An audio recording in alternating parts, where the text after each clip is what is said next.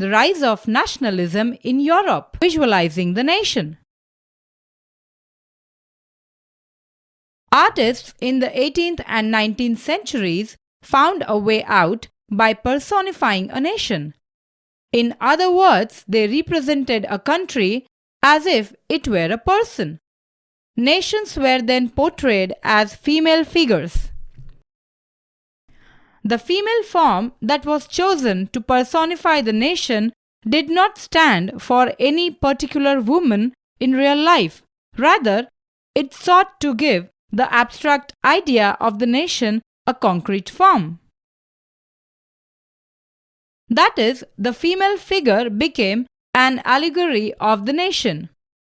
You will recall that during the French Revolution, artists used the female allegory to portray ideas such as liberty, justice, and the republic. These ideals were represented through specific objects or symbols. As you would remember, the attributes of liberty are the red cap or the broken chain, while justice is generally a blindfolded woman carrying a pair of weighing scales. Similar female allegories were invented by artists in the 19th century to represent the nation. In France, she was christened Marianne, a popular Christian name, which underlined the idea of a people's nation.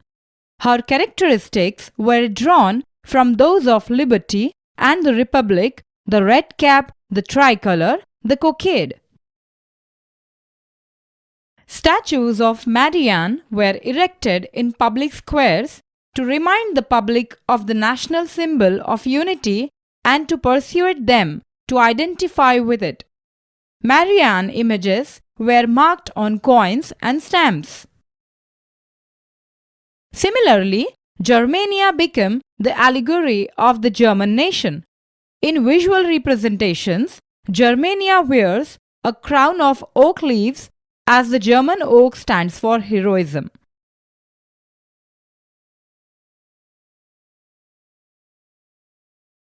Nationalism and imperialism.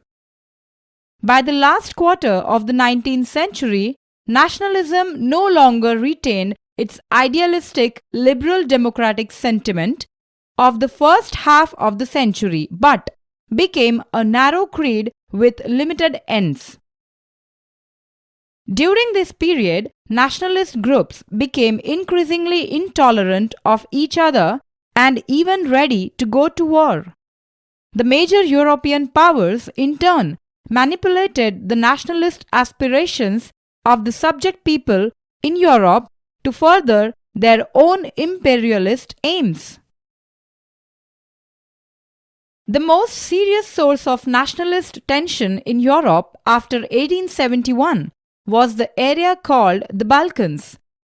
The Balkans was a region of geographical and ethnic variation comprising modern-day Romania, Bulgaria, Albania, Greece, Macedonia, Croatia, Bosnia-Herzegovina, Slovenia, Serbia, and Montenegro, whose inhabitants were broadly known as the Slavs.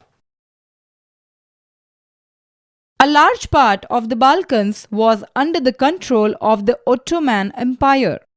The spread of the ideas of romantic nationalism in the Balkans together with the disintegration of the Ottoman Empire made this region very explosive. All through the 19th century, the Ottoman Empire had sought to strengthen itself through modernization and internal reforms, but with very little success. One by one, its European subject nationalities broke away from its control and declared independence.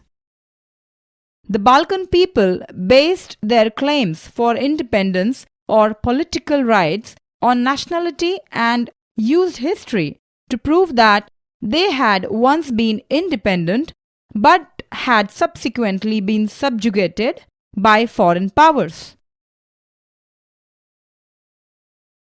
As the different Slavic nationalities struggled to define their identity and independence, the Balkan area became an area of intense conflict. The Balkan states were fiercely jealous of each other and each hoped to gain more territory at the expense of the others.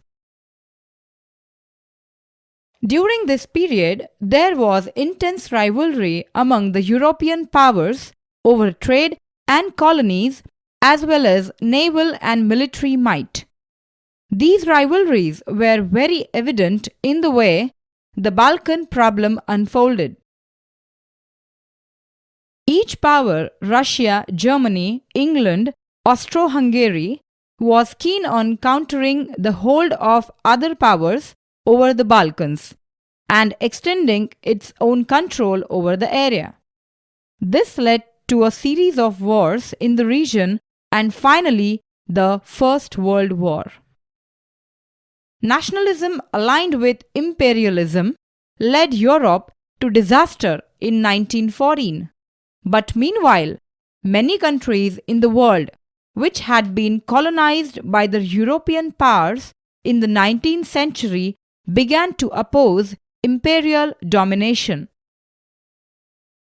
European ideas of nationalism were nowhere replicated, for people everywhere developed their own specific variety of nationalism.